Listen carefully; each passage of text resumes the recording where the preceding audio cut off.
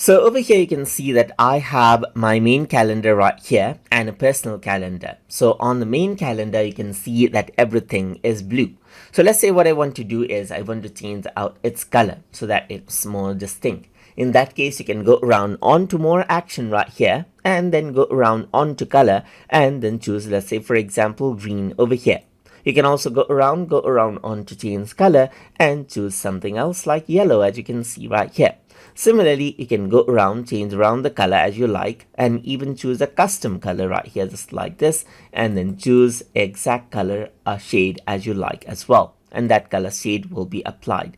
So on the color, you can also select automatic, and it'll select an automatic color right here. Well, let me just go around and select green right here.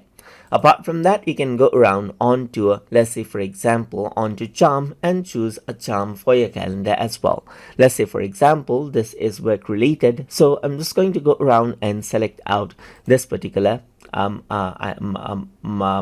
right here. And over here, if there's no charm in any one of the events, then that will be applied. Let me just go around onto charm and select none right here, and you can see that the default charm that is set for the calendar will be applied right here.